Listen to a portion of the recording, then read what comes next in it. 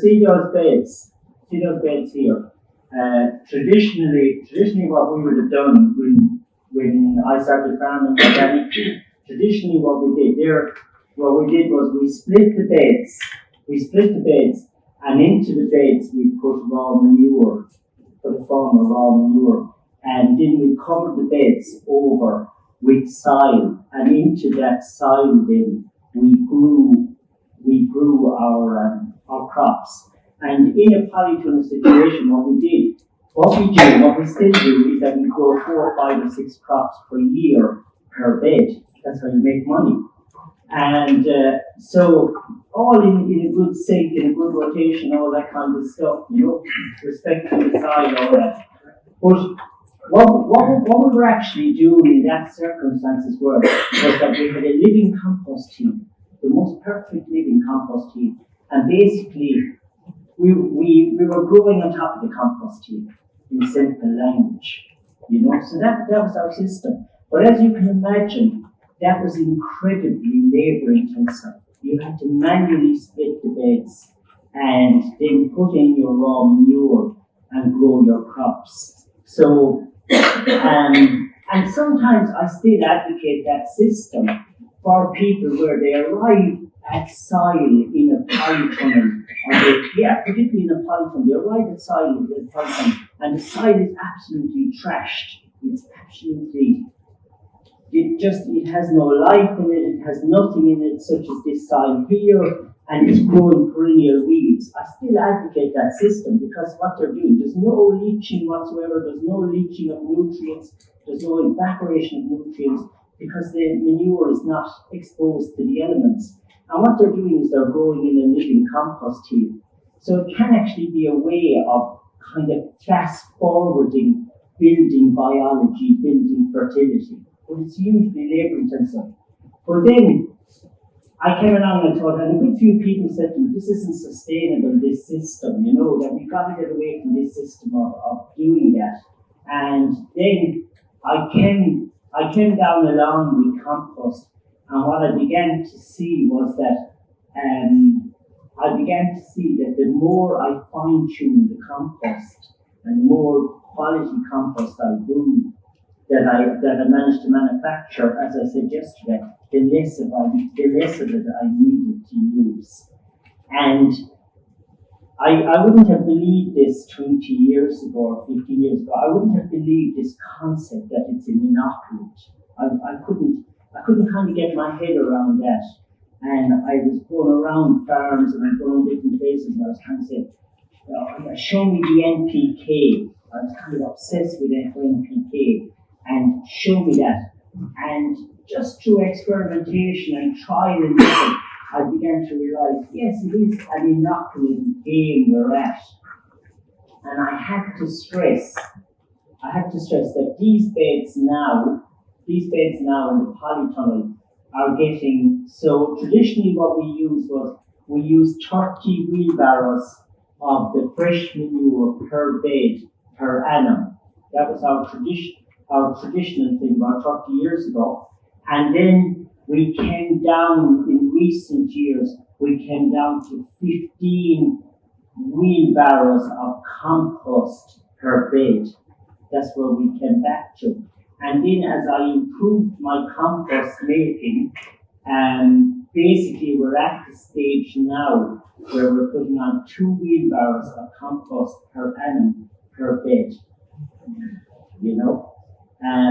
But the thing about it is that I have to emphasize is that the soil has to be humming before you get to the 2 wheelbarrows per bed. That is just key. And if you've got an impoverished soil and you think I'm going to come in and I'm going to just build this soil and I'm going to build it with 2 wheelbarrows per bed like what this guy in Clare is doing, it just doesn't work. You've got to have, what does somebody describe it as? You've got to have that absorption blanket.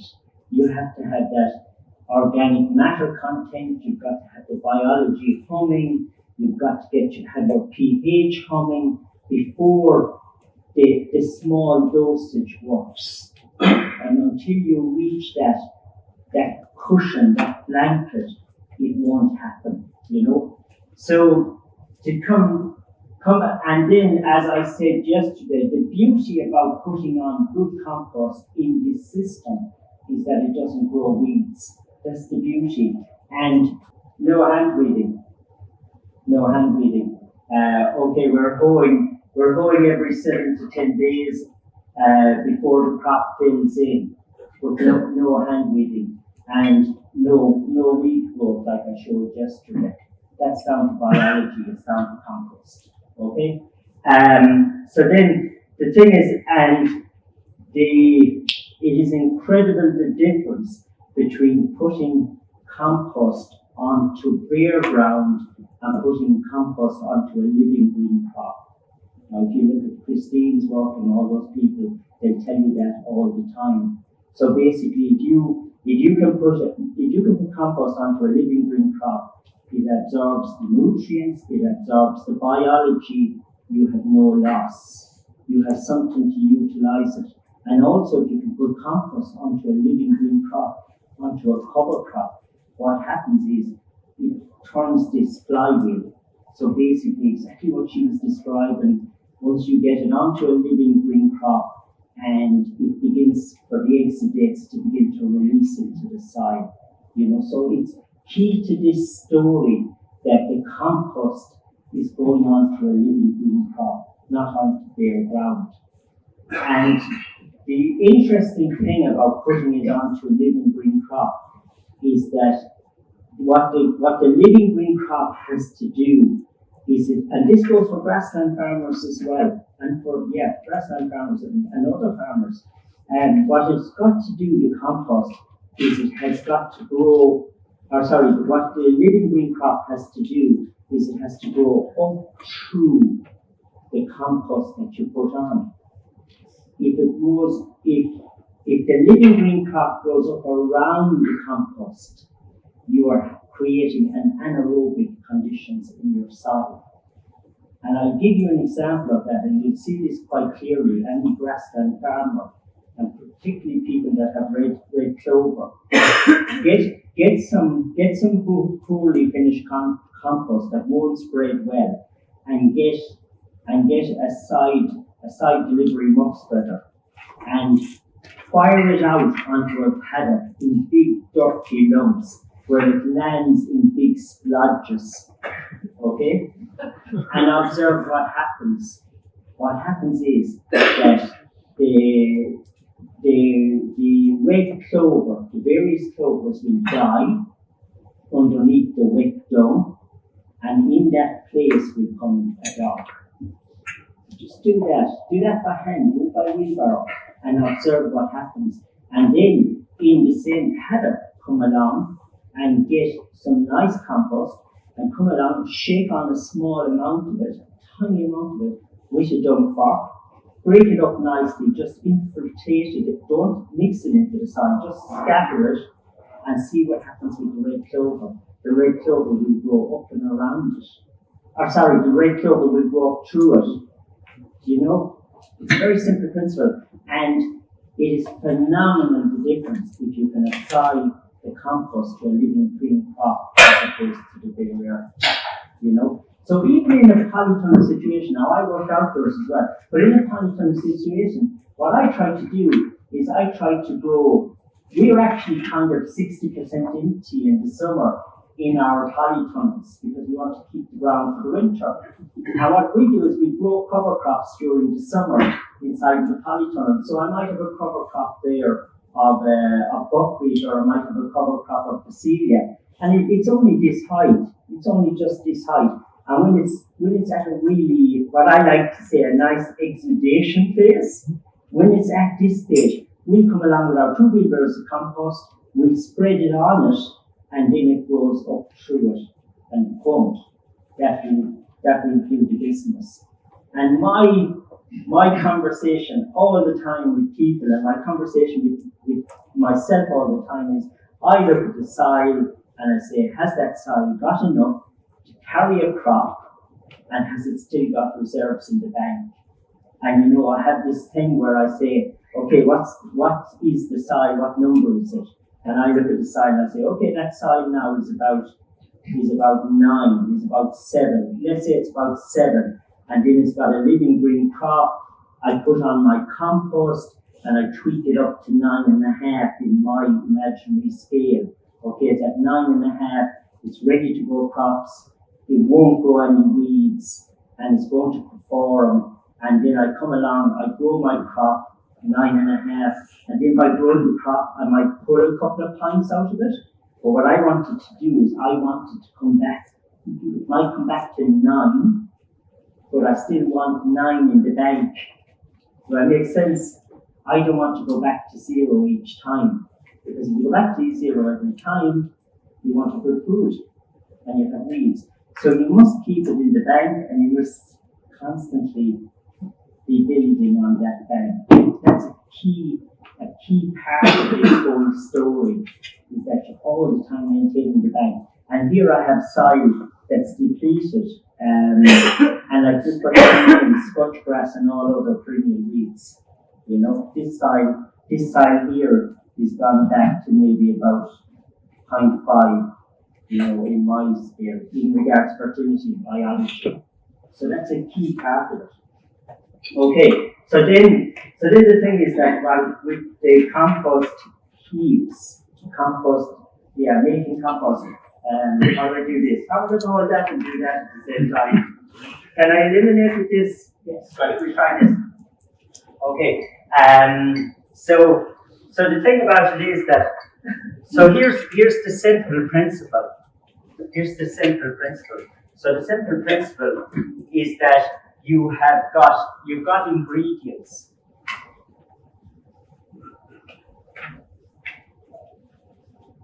I wouldn't mind a glass of water. Sorry, I don't know what. You've got the ingredients, and whether you're in the farming system and you're just bedding cattle on straw or whatever, I want you to kind of get this concept into your head. And what you've got is you've got brown and green. You've got brown and you've got green. Can people see this? Okay, so you've got brown and green. Brown is slow to rot. It's slow to rot. It's high in carbon.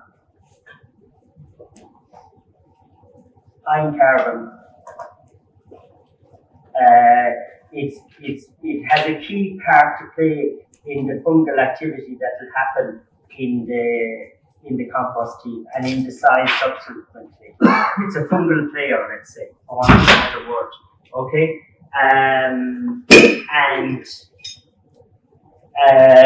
It's, if I was to kind of, I don't want to get too much into NP and K, but it's usually a very good source of K. So usually that is good. Thank you very much. It's a good source of K. It's a key constituent of making good compost, and so all that. Then you think about green. The opposite is for green. It's quick to rot. It goes into gunk if you left it in a bucket or a bin without air for a week. Quick to rot. Wet farm manure is green. And quick to rot. It's low in carbon. It's the contrary. It's low in carbon, usually. It's a source of N. Now, it's not the only part of it, but it's a source of N. It's the N driver in the story. And the other quality about it is that if you left it in a dustbin or wherever, or you left it in a sack for a while, it goes to gunk. It becomes gunk, smelly. Whereas this one here, our fungal player, our brown one, it goes nice. You can imagine even if you've got, say you have twigs, it goes into a nice consistency. You could leave it there forever, and it's quite nice. It's got a nice, it's like a forest floor. That's kind of what it is within reason. Okay, and It could, so that's a characteristic of it. So you've got your brown and you've got your green. And in there then, a key player in it is that you have soil. You have 10 to 12% soil in the compost heap, 10 to 12%. And soil from your own holding. Because what is it? It's the biology in-house, you know, and I have absolutely no reservations about some of these spinach plants when they're finished, pulling them up, taking a small percentage of the soil, not a percentage of the soil, taking a percentage of this soil and bringing the whole plant, roots, everything, to the compost heap, because that's my inoculator. And that's better than what you buy in a bag, you know. So you come along then, there you're brown and you're green, okay? So we just stay with a simple model at the moment. So tell me, here's my brown. Here's my green. And shoot to me the ingredients. Is that okay? Straw is in brown. What was the wood chip, Thomas? Basalt, yeah. Pardon? Hay, yeah. Twigs. Leaves. Yeah. Yeah, brown leaves. Still a lot. Yeah. Give me a few more. Give me anything. Give me a few greens. Hey, I'm sorry, I'm going to say Pardon? I'm going to say paper. Yeah, you're going to say paper, okay? Okay. Seeds. Pardon? Seeds. Seeds, yeah. Seeds, green. Baby. Roots. Roots. Where are roots? There can be a crossover. So it depends on the root. There can be. We've no problem with a crossover because what you're getting is you're getting a merging and you're not getting division. There's no problem whatsoever with the crossover. You're brown and green in a shed where you winter cattle and you use copious amounts of straw. There's no problem with the crossover. It's a very healthy crossover. It doesn't have to be linear. Woody stalks of, say, like sunflower. Yeah. So we put it brown, but let's not kind of have a big conversation about woody stalks. So give me a few greens. Grass cuttings, yeah. So grass clippings, all that. Kitchen waste, yeah, is predominantly green. Which category would coffee grounds go into? They go here. Yeah. Coffee grounds. Yeah. Okay. Give me a few more. Animal manures. Yeah. Yeah. Green weeds with some. What was? Oh yeah, weeds. Plant residue. Yeah, plant residue. Yeah. Pardon? Crop waste. Yeah, crop waste. Same thing. Yeah. So, pardon? So the thing is, in the story, everything has to be interpreted. Okay, and in the story, it has to be interpreted. So if you're putting in wood chip, what type of wood chip are you putting in? Is it acid or alkali? And is the wood chip robbing the N from the other ingredients? Is it robbing? So you have to, what is the story about all the ingredients? If you're putting in straw and the straw has been sprayed, you know, kind of like from the stuff in the can, and that we're told that can kill the biology.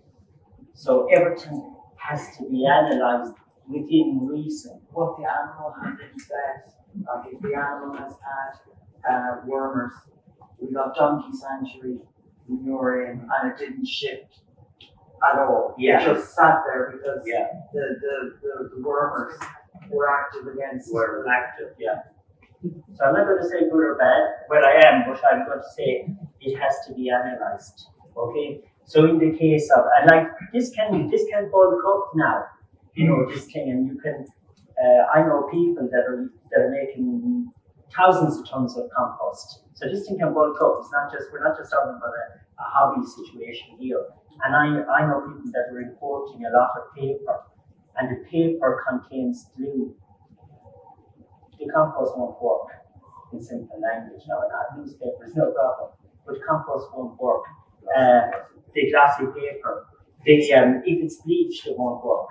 I know people that's importing a lot of cardboard, and in the cardboard is the copper staples, and they alter the biology. The sellotape, the ink, that alters the biology. So everything needs to be looked at and said, what is it? Where did it come from? And is it building biology? And what nutritional value has it? Because you could be on rubbish all over the country. Just imagine the difference between growing and evergreen. Yeah, that's your radical line. Because they're not really don't grow there. No. So no, but a small amount of it could be a stimulant, a tiny amount of it. But in mass, it being a large portion of the compost, it will just deaden the compost. What about that laurel? Laurel leaf or laurel chips. So just cut back a bit more. Yeah, can be quite acidic. Can be quite A little acidic. bit's okay. A little bit is okay. Yeah. Let's straw. Is there a test to do it before? I don't know of it. What we do sometimes is we get straw. We get some straw that has chemicals basically that we're simply. And what we do is we make a simple little bed like this, you know, just a couple of square meters, and plant something like lettuce, or particularly a cubertaceae family, like squashes and pumpkins, you know, or courgettes. Plant them into the bed, and if they die, the chemical is still active. It's very simple. Like you can sit off their lap if you like. But it's something you can do very, very You have quickly. to absolutely trust or know for a fact your source of straw. Otherwise, you can have that amino acid, whatever thing Yeah. put on, which then, but you have to know your source as well. Yeah. Okay. I had an experience of a farmer living beside what his forestry places that produce a lot of wood chip. Yes. And he got hundreds of tons of this wood chip. And he put, I think they're called tiger moths.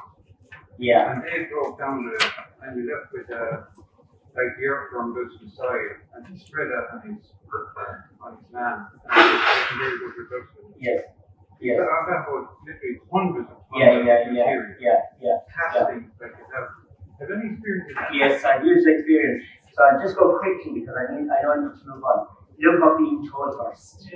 Look up being told first. If you want to know about wood chip, you want to know about composting wood chip, and you want to know about applying it properly to sustain a market garden or a farm situation, look up being told first. He has perfected TOLHURST.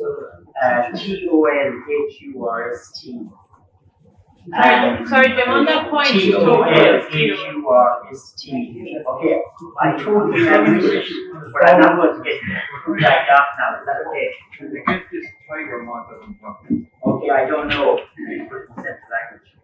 The straw, if you check your own straw from seed, you see the stuff is on nice and green. That's Yes. the can has been used. Oh yeah. Okay, so let's not get too bogged down now. Can I just ask on that wood chip that you're putting into the brown pile, is that composted just so it doesn't lock up the nutrients, or are you just talking about in the general sense? Would you pre-compost the wood chip then put it into the compost pile? Either or, Chris. Okay. Either or. And what I'm saying is that if the wood chip is pre-composted, it's highly fungal, and it's got a high K content. It's got a high biological status, and it could be an invaluable addition to your compost. You could put it in. And equally so, you could have some beech wood chip that's from beautiful fertile land, and you could get that beech wood chip and put it in at the appropriate amount, and it will be a powerhouse. So okay, let me move on now. Okay, so we've got our ingredients, right? And I'm going to give you kind of the small scale thing first. And basically the basic principle is that it's down on soil. It's down on grass or soil. Is that okay? Because up comes the earthworms and up comes the biology. If it's down on concrete, it's harder to make good compost. A way around that, because of various reasons, is that you bring in a couple of tractor trailers of your best topsoil. You just bring in a certain amount, it's going to go back out again, and you put about 10 inches of it on the floor of the shed. So you put in about 12 inches to buffer the concrete and to get the biology going. So that's your base. Grass, or outside it's on a grass pasture. Okay? That's the first thing. The second thing is its feet cannot be wet at any time in the year. The compost cannot sit in, its feet cannot be wet. If its feet are wet, the biology shuts down. It doesn't work.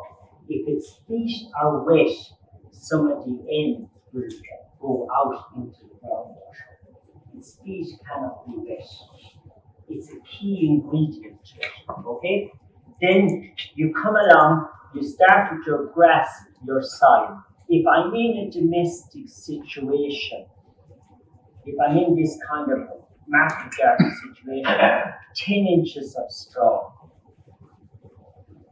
Fluffed up straw with lots of air in it, like you'd be dead in cattle. Fluffed up straw. Because what you want is you want O2, you want a Marion from below here, what's going to happen up here. And if you've got a dense layer here, then transfer cannot happen. So that's why you need the straw layer as a buffer. Okay? Then the next thing you're putting in is you're putting in a green layer.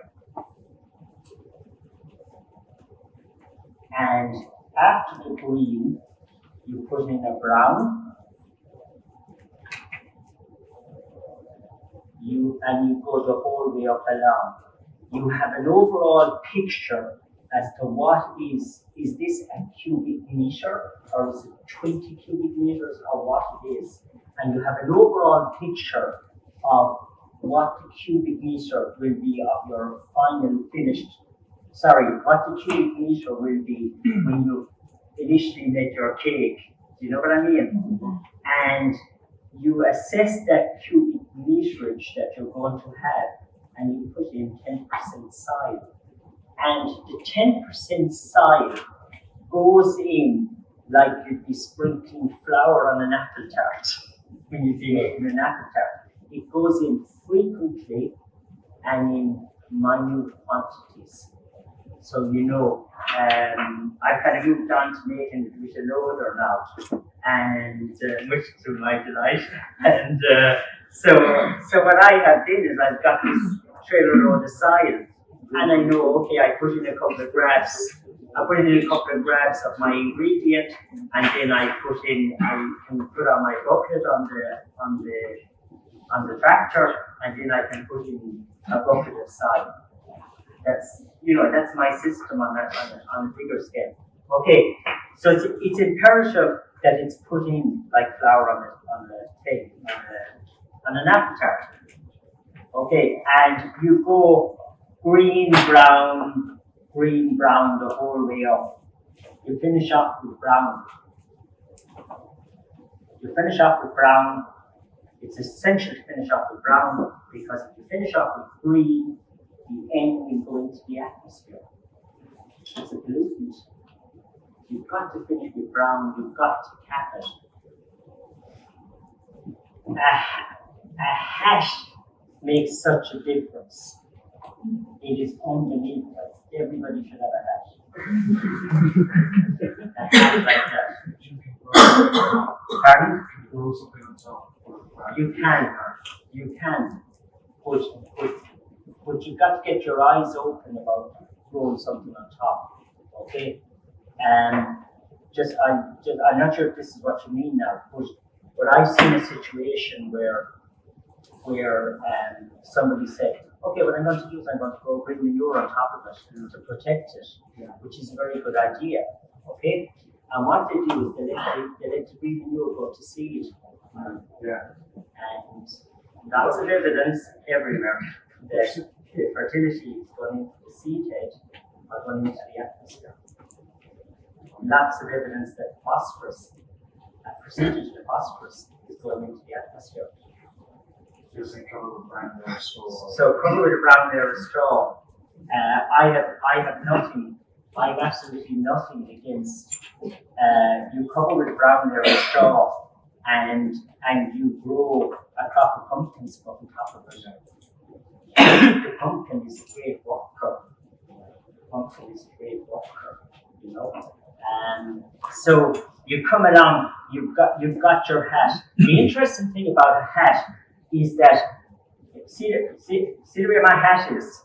Okay, here's another compost tube, and I don't have a hat, or I don't have a proper hat, and the hat is like this.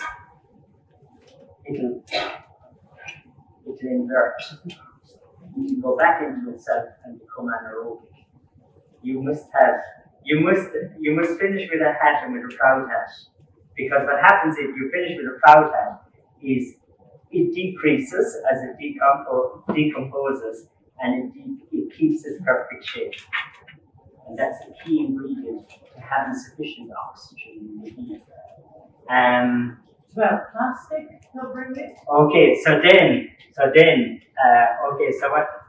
me go there in a minute. So what you want, so you cannot do without this, in my opinion. From a cheap 12 quid soil thermometer, you know, particularly one with a screen thing like that. Not a digital one. Well, it can be digital. It doesn't really matter. After building the heap, you put in your thermometer and you observe. And as I said earlier below there, this is the story in what I've read and in my opinion. Slow climb over 4 or 5 days, plateau, and a slow decline. That's the secret to the compost. And here it's between 63 and 70.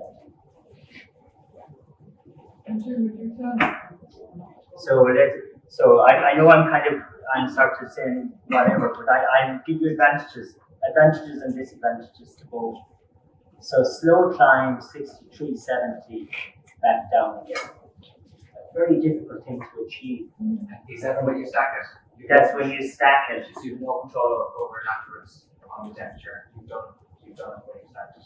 It's so if I go on. You want to achieve a slow climb there. You said that's very important. Yeah.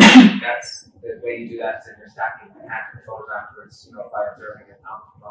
It's very difficult, but what you can do, you see, is as you begin to tweak it, the ratio of brown to green influences this.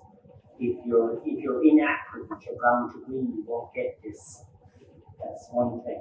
Okay. If you put in too much soil, you won't get this. And as you get au fait with this, you begin to understand what you've got on your farm that has the potential to cook. You begin to understand that. And like we said, for instance, I have cows. I have just a couple of cows, and I have horses, and the horses are fed in straw. And you can imagine what is horse manure? That's a power. That's a power. And so what I do, for instance, on a practical stage, so with the cow manure will never do it, or it's harder to do it. So what I do is I come along and I put in, I start building my heap, and I think, okay, I won't have enough now to drive it. So I kind of put in a lot of sprinkles of horse manure, and I know that will give it a bit of G up, you know. Yeah, sorry. So, okay. Any experience with compost company? Yes, but you're not allowed to use it in food production where you're going to sell food. It's a total no-no. And what I would say to you is that the most amazing compost you ever saw, and the most fertile compost, and the most amazing soil. But you're not allowed to use human manure in a system where you're selling food. Jim, have you got holes to your composting? Okay. So it can be anything. So the thing is, so I'll tell you the old horticultural one, right? The old horticultural one was that you had four pallets, 1, 2, 3, 4 pallets tied together, and you use that for holding in the compost, and you filled it appropriately. That was one system, right? The second system is then that you're just good at stacking, and you stack. You had no walls, and you built it freestyle, like a camp of turf or whatever. And there's no one is not better than the other. The one thing I would say is that if the pallets contain preservatives, goodbye to biology. And I have first-hand experience of that. Yeah. Don't use the red and the blue ones. Yes. Use single-use pallets. They are not changed. Yeah. So they're rot treated. Yeah. There's all different ways of making farms. You could make it out of bales of straw. You could make it out of big bales of straw. You could create a forum and make it that way.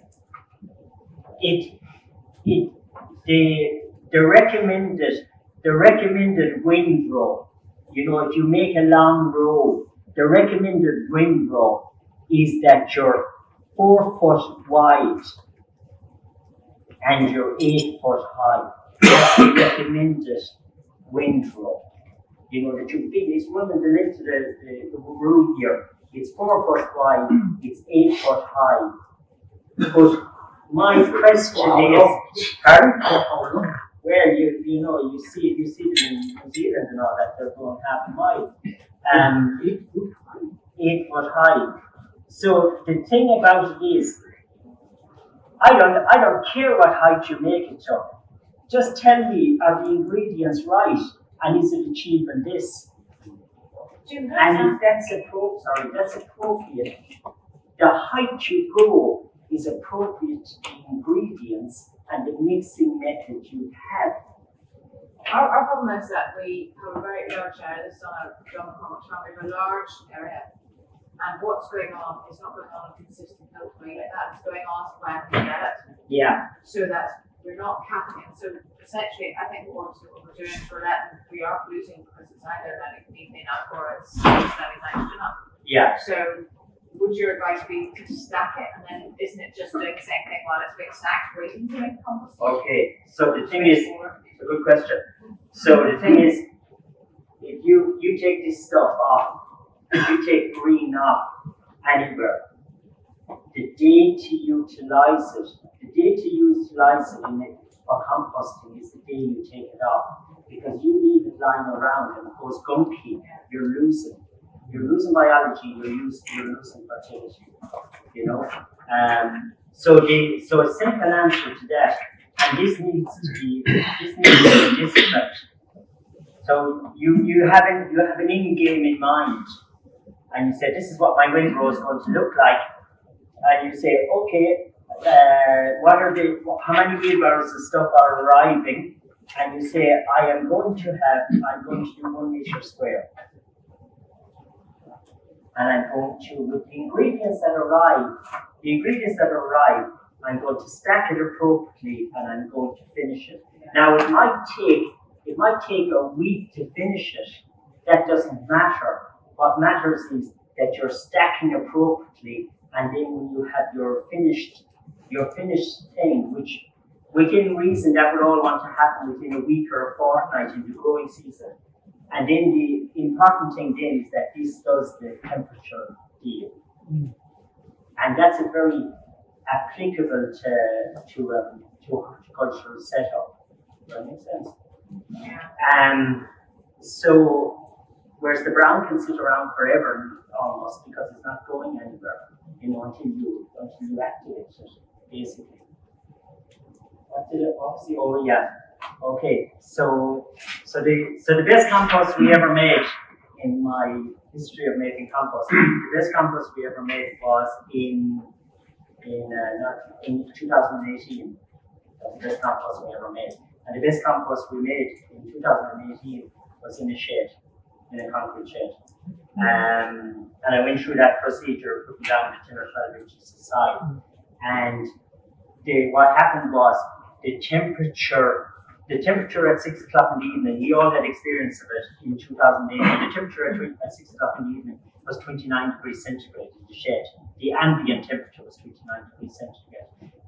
The walls of the shed never got below 17 or 18 even at night time. And what happened in that year, the ingredients were exactly the same as other years, but what happened in that year was you had biology was working all the time. And Turlock is here, I can't remember, was it about 6 weeks Turlock we made compost? Yeah. It was phenomenal. It was like the book, like they say in the book. It just came into compost in 6 weeks with one turn in that. And we didn't even need to turn it, I wanted to have a go. And the same shed, the same everything, the same conditions this year, it didn't happen. Same ingredient, because we didn't have that temperature. So you really have to kind of think, okay, you're reading all these books about Australia, you're reading about New Zealand, and you're reading about them wetting the compost, and you got to keep your hat on about Ireland, because there's 85-90%, there's probably 70% moisture in the air today. They don't have that in Australia, and you've got all this water coming into the heat, and it will actually be attracted to your heat, and it's deadening your biology. And dropping the temperature. How does that option of creating compost heap and compost? So that Yes. Have the ability Yeah. to Interesting. So the thing is, so how will I go about this now? Okay, so when you have the finished compost heap, when you have the finished compost heap, okay, as it sits there waiting to be used, what is happening with it? And what's happening? If it's losing nutrients, you're shot. And if it's losing nutrients, it's losing biology as well. And the simple test of that is that if your finished compost heap is sitting there and it's going like cornflakes, or it's going dry and it's getting a white dry skin on the outside, you're losing goodness. 80% of the goodness of the heap could be lost. That's from someone else, not from me. So you've got to be very prudent about where it is and what's happening with it. And a polytunnel is excellent, but if it's sitting in there in June and July and in the summer months, and it's getting this cornflake appearance, you're shot. Most of the fertility is going away. So the funny thing about it is that it's the bane of our life now with the making of this compost, is that we come along and we make the compost heap, and then we come along and we put a silage sheet on top of it. It has no air. The moisture that's coming up is going back into it again. It's deadening the biology. It's not good. So that's the bane of our life. That's one scenario. The second, and I will put the breathable membrane into that. You know, this expensive breathable membrane. That basically what's happening is that what you see is that your compost heap is inverting into itself. You see pockets beginning to exist. It's not sinking, it's inverting. And that's a sign that there isn't enough air and that there isn't enough air. It's as simple as that, as in the atmosphere around it, you know. And then you come along then and you have the compost heap and it's sitting outside, okay? So as you know now, from whatever the 1st of November or whatever the date was, you can't have an exposed compost heap sitting outside by nitrates, destructive, etc. But anyhow, if that compost heap is sitting outside exposed for the winter, goodbye your nutrients, and it's not doing anything because it's just getting too much water. If that heap is sitting, okay, let me get my train of thought now. So I better just cut to the chase. So would you cover it then, or? Okay. What would you do then? So I tell you, right? Okay, here comes Sean McDonald. I keep saying all day, honestly. Okay, so But there is tea or coffee, and we have Are they another eating it? funny feeling. okay, it will be 1 minute. Yeah. It will be 1 There's minute. no panic because the other guys drinking coffee. as well. Okay. I don't want any contact. So I just cut to the chase, right? So I think a mushroom tunnel. Okay, by the department rules, you have to have concrete floor on it. A mushroom tunnel, clad with clear plastic. I'd be a bit nervous around clear plastic, but clad with some kind of a tarp. You know what they used to cover these sheep tunnels? So a mushroom tunnel covered with that. Then running a concrete floor because that's what the department wants. And then want a little collection tank. Not a bad thing, okay? Because you will have a small trickle unless you're the most perfect compost maker in the world. You might have a small trickle at certain times. Okay, that's valuable stuff. That's what Christine is talking about. So you have your tunnel, you have your concrete floor, you observe the building, right? And it's open at both ends. The rain isn't getting in all the same, wetting it. And in there, you can manipulate the environment. And in there, my experience is that if you have such a structure, you can make the most amazing compost over the winter months. It still keeps cooking.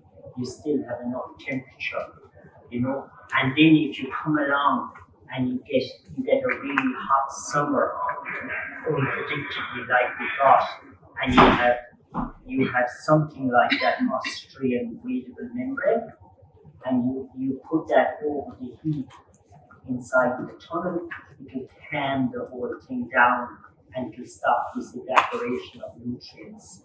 Or else, if you haven't got your Austrian whatever, and you come along and you've got your heap made and it's cooking nicely good, you see that these nutrients are going in, it's becoming like cornflakes.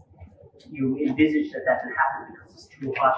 You cover the heap with about 2 foot of loose straw, rushes, or ferns, or brambles, or gorse milled up, within reason, you know. But basically you cover it in a blanket, and then when your compost is made and it's ready to be used, you remove the blanket. You can use the blanket of straw to build another heap, but do not mix it with your finished product.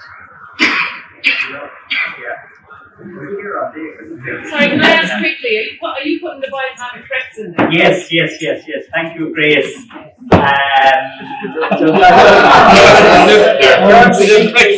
On this now is so I got my head to that. So basically, I'm putting in the prep. So I build the heap, Grace. I build the heap, and I put the preps in. I do it properly. Are you making the No, I'm buying them from France, from Maison. I don't consider myself good enough to make biodynamic preps. And From Vincent Maison in France. if you turn your heat, do you put the preps in again? Generally no, but I'm not going to say don't or anything like that. I put them in once, Deirdre, and I kind of see it humidifying, and I'm happy with what it's getting silky, so I'm happy with what the preps have done. I don't know if this is proper, but I have a feeling that if I put in too many preps too often, I confuse what's going on. That's my own personal thing. I don't know whether that's right or wrong. You know? Yeah. So I apply the preps first. Okay, and there's a proper way to do it.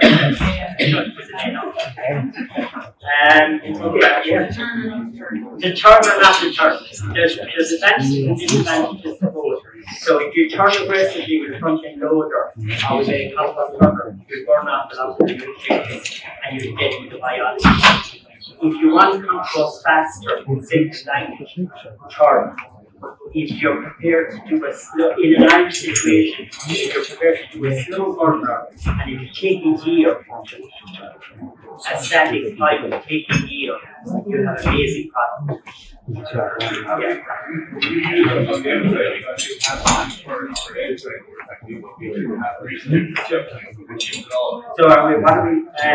yes, you can, because the finished product is that so when you build this heap, the finished product all becomes one. It's not distinguished,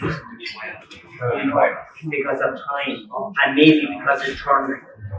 Yeah.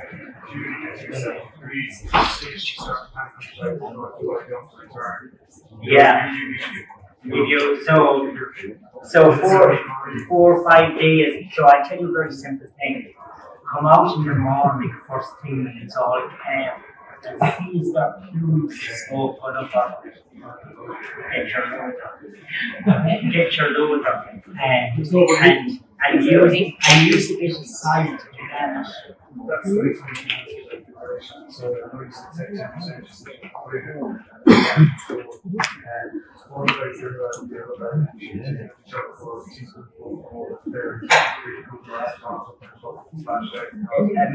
Amazing.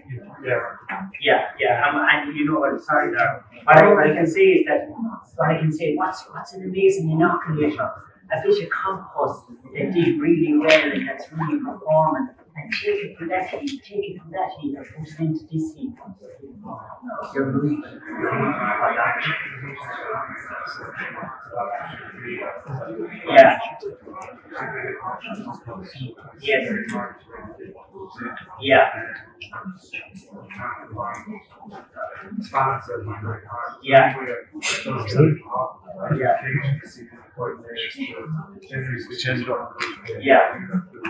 Yeah.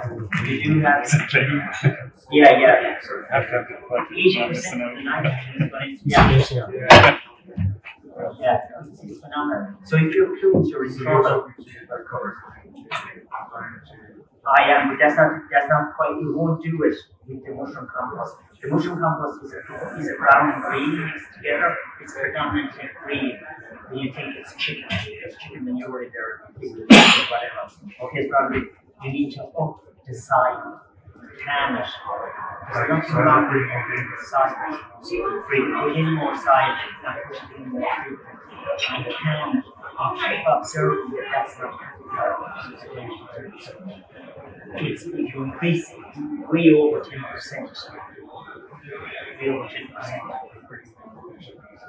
Bring in wood chip, and you gotta be careful now with the wood chip you bring in, because if you bring in wood chip and such a volatile material, it will rob all the in.